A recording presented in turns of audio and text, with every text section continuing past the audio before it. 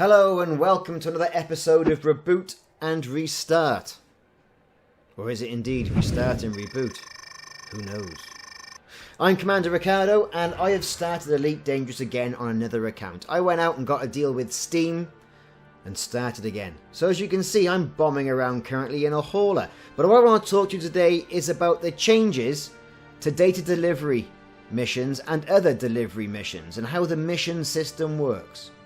On completing a successful data delivery mission, for example, you're given the option to choose whether you want all the money, a little bit of reputation, a little bit of influence, or indeed to select from the other two options, whether that be in favour of slightly less money, a little bit of reputation, a little bit of influence, or all influence, little bit of reputation, a little bit less money. You have to weigh up with what you're trying to do. Now, a lot of us might say, hey, I'm going straight for the cash, and that's the way it is. I've got no money, I need to buy that anaconda, and give me the money. But the very important thing to remember about all this is that the way you get your missions is based upon your influence within the power and also your reputation.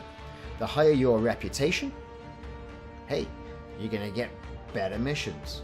Same with your influence with the governing factors as well. You're less likely to run into any hassle. Okay. The money side of it, yeah, is a strong factor. As you can see, 32,379 credits. Or loads of reputation and a little bit of influence. And then I can have microwave cooling hoses at a premium price.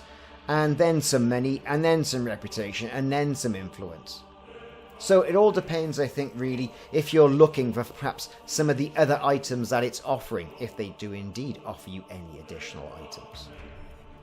If you're visiting an engineer and you absolutely need to have those cooling hoses, then that's the right choice for you. Now, this is a new incision into the game. This came in with Beyond recently this month, Season 3. So it represents a drastic shift in how you can do this and build reputation within a system. Not only do you have this as well, you have the material brokers and the technology brokers and the guardian brokers and all these other brokers as well, which we'll look at in another video. This, however, I think is worthwhile paying attention to and using perhaps to the best of your advantage. Now, those of you who have gone out there and got some key passenger missions in the past, this sort of mechanic within the game would have allowed you to build your reputation and therefore gone out and got you. And you could have visually seen how much more reputation you were going to glean from doing this particular job this way. I think it's great. It sneaked past me when Beyond was done. I don't do an awful lot of these missions, but now I came in to do some money making on the Reboot and Restart series to get me up to that Cobra, that Cobra Mark III, and away from that hauler. I thought I had to do some drastic mission running, which I did. So there you have it.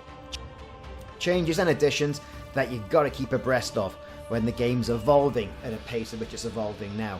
And when I say that, I say it a little bit tongue-in-cheek, because this sort of mechanic hasn't had an update really for, well, forever, really. The interface has had an update, but this sort of thing, I think, is key to understanding on, how you build your reputation and influence with the different systems.